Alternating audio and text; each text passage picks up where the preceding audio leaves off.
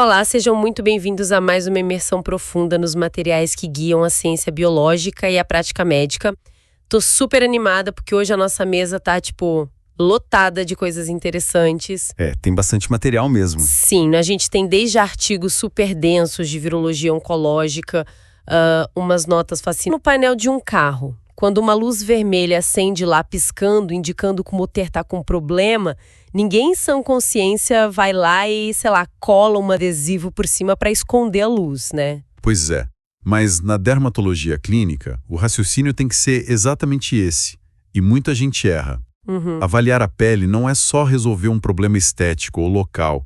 Sabe, a pele é um marcador vital de como andam as coisas lá dentro, principalmente nas imunodeficiências. Certo. Então, quando a imunidade cai, a barreira de vigilância da pele simplesmente desaba, e aí vírus e bactérias oportunistas fazem a festa. E é aí que entra a questão da FUMARC, que eu mencionei, sobre as manifestações do HIV e da AIDS na pele.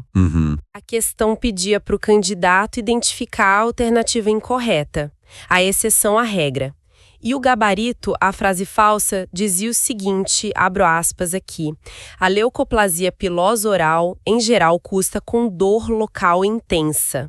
Ah, a famosa pegadinha da dor. Sim, o que me deixa chocada é como uma única palavra muda tudo. Totalmente. Essa afirmação é o oposto da realidade clínica, entende?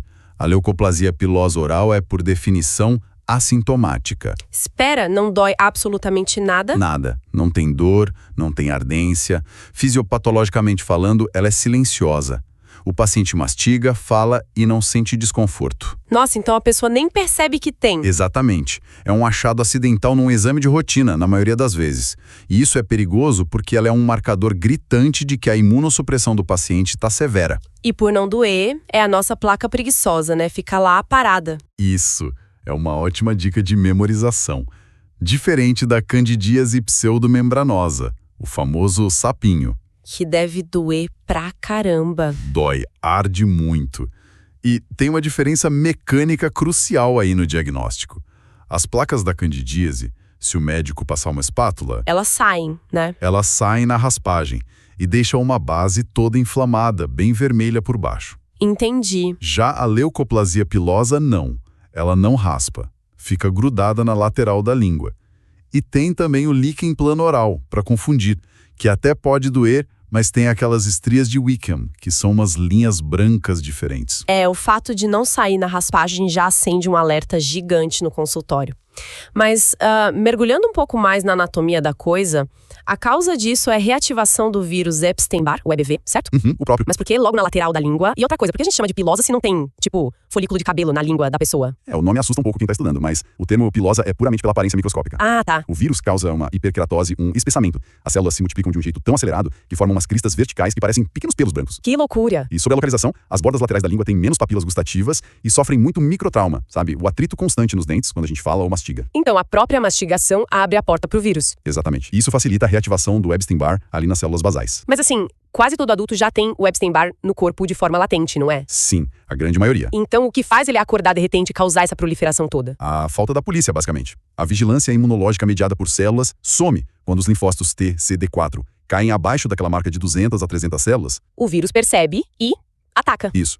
Sem os linfócitos patrulhando a fronteira das mucosas, o vírus toma o controle. E isso nos leva a um conceito importante, o juízo clínico expandido. Como funciona isso na cabeça do médico? É conectar os pontos. O médico faz o diagnóstico anatômico lá na boca, que já sugere na hora um diagnóstico sindrômico de AIDS e já pede os exames sorológicos pro HIV. Nossa.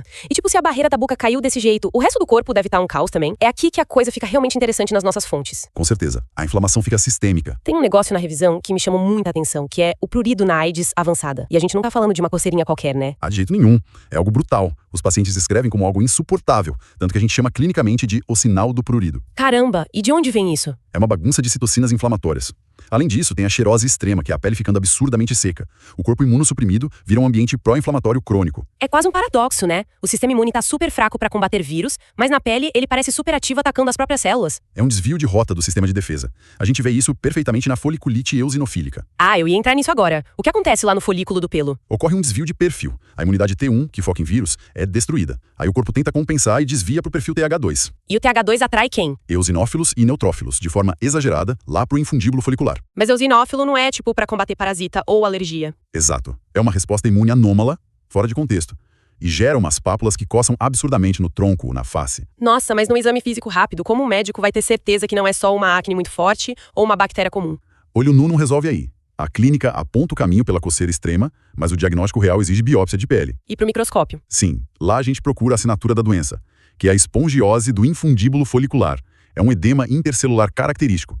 Achou isso cheio de eosinófilo, fecha o diagnóstico. Entendi. E falando em assinaturas visuais claras, a gente precisa falar daquela lesão que virou o rosto da epidemia de HIV nos anos 80, o sarcoma de Kaposi. Impossível não citar. E o que me fascina é que o dermatologista, o Moritz Kaposi, descreveu isso em 1872, muito antes do HIV aparecer. É que o sarcoma clássico já existia, mas era uma doença bem indolente que afetava mais homens idosos na região do Mediterrâneo. Certo. E a causa dele não é o HIV, é um herpes vírus, o HHV8. O HIV só escancara a porta, tirando os linfócitos T da jogada. Aí o HHV8 infecta o endotélio, os vasos sanguíneos e linfáticos. E é aí que ele muda o ciclo da célula, né?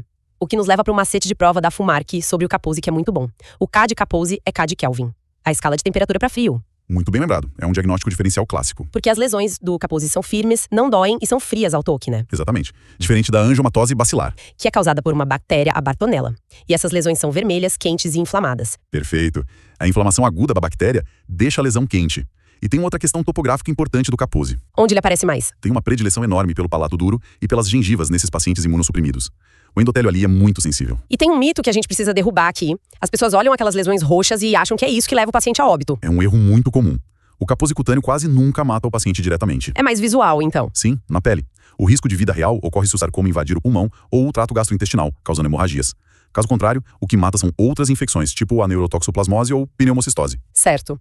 Então, a gente tem um painel piscando, a língua branca, a pele coçando, mancha roxa no palato. A reação lógica de quem tá de fora seria passar uma pomada, fazer um laser na mancha. Seria enxugar o gelo. Pois é, resolveria alguma coisa tratar de fora pra dentro. Não, a dermatose é só a fumaça.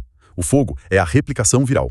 A abordagem terapêutica padrão ouro é iniciar a TARV, a terapia antirretroviral. Para reconstruir o exército imunológico. Isso. Subir o CD4 e derrubar a carga viral.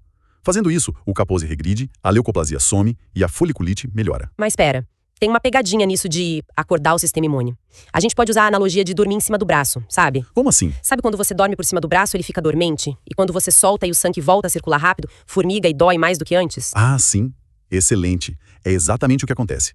A gente chama isso de síndrome inflamatória de reconstituição imune, a SIRI. O corpo toma um susto com a própria defesa. Isso. As células de defesa voltam de uma vez com a medicação e se deparam com um monte de patógenos latentes que estavam ali passeando livres. A resposta inflamatória é tão brutal que piora as lesões dermatológicas antes de melhorar de vez. Nossa, o corpo é impressionante. E, sabe, vendo todo esse caos biológico, a falência do CD4, esses vírus se aproveitando, surge uma questão enorme. Nós não somos a única espécie lidando com isso. Não mesmo. E o reino animal guarda muito segredo sobre isso.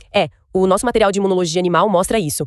Se a gente olhar para os gatos, por exemplo, o gato doméstico. O Felis catus. Isso. Eles têm o FIV, a AIDS felina, e como eles mostram que o sistema imune está falhando. Igualzinho a nós, pela boca.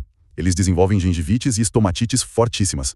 A saúde oral é um indicador universal em mamíferos de fato. E a ciência usa os camundongos também, os músculos, não é? Sim. Em laboratório a gente usa camundongos humanizados, com um sistema imune implantado neles, para entender passo a passo aquela foliculite eosinofílica. Mas o que é fascinante mesmo aqui é o caso dos primatas. Ou os chimpanzés e os macacos prego. Exato. Eles são portadores naturais do SIV, o vírus da imunodeficiência simiana, o vírus que deu origem ao HIV humano. Mas eles não morrem de AIDS simiana? Aí que tá. Eles têm uma carga viral altíssima, o vírus replica sem parar, mas eles não adoecem. Não têm a imunodeficiência. Porque eles meio que coevoluíram com o vírus, né? Fizeram um acordo de paz ao longo dos milênios, o corpo deles simplesmente não hiperativa o sistema inflamatório. Eles mantêm a homeostase. Eles toleram a infecção sem destruir o próprio CD4 nesse processo inflamatório louco que a gente acabou de ver. É maravilhoso e assustador ao mesmo tempo. E olha só o nível de ciência necessário pra gente estar discutindo isso hoje. É nível de prêmio Nobel. Literalmente. Foram décadas de pesquisa de ponta. Pra começar, a própria descoberta do HIV rendeu o Nobel de 2008 pra Françoise Barré-Sinoussi e pro Luc Montagnier. Certo. Sim, um marco. E tem a turma que explicou como o vírus entra na célula e altera o DNA. David Baltimore, Renato Dulbeco, Howard Tamin. Que ganharam lá em 1975 por descobrir a transcriptase reversa. E isso liga direto aos vírus oncogênicos que a gente falou, como o Kaposi. Perfeito. A virologia oncológica se consolidou muito. O Harold Zurhausen também levou um Nobel em 2008 pelo trabalho com HPV, mostrando que o vírus é o gatilho para o câncer, principalmente em quem está imunossuprimido. É genial. As peças vão todas se encaixando. Então, para quem está acompanhando a imersão, vamos fazer um resumo tático para amarrar tudo? Vamos lá. Primeiro, na questão lá da pele como painel de controle. A gente tem a leucoplasia pilosa. Causada pelo EBV, fica na lateral da língua, é assintomática e não raspa. Marcador claro de CD4 muito baixo. Certo. Segundo, o famoso sarcoma de Kaposi. Mediado pelo HHV8. Lesões vasculares, firmes e frias ao toque. Não costuma ser a causa direta da morte se ficar restrito à pele, mas mostra a falência profunda da imunidade. Terceiro, o eixo da coceira e da inflamação maluca. O prurido crônico e a foliculite eosinofílica, uma marca do desvio bizarro da imunidade para o perfil TH2. E por último, o tratamento real. Nada de passar um cremezinho e achar que resolveu. Terapia antirretroviral sempre. Recuperar o CD4 é a única forma de apagar o incêndio de verdade. Incrível. Então, para fechar esse nosso mergulho de hoje, eu quero deixar uma provocação no ar para quem nos ouve. Manda. A gente viu que a nossa guerra é para erradicar o HIV, matar o vírus a todo custo, o que zera todo esse dano inflamatório e aquelas lesões que a gente discutiu. Mas e os primatas da África? Eles escolheram a tolerância. Exato. Se eles entraram nessa trégua evolutiva, convivendo com cargas altíssimas do vírus sem adoecer, será que o futuro do tratamento da AIDS no mundo não é destruir o vírus e sim ensinar o nosso corpo a ignorar ele e viver em paz? Fica aí o questionamento pra gente refletir. Muito obrigada por nos acompanhar em mais esse mergulho e até a próxima.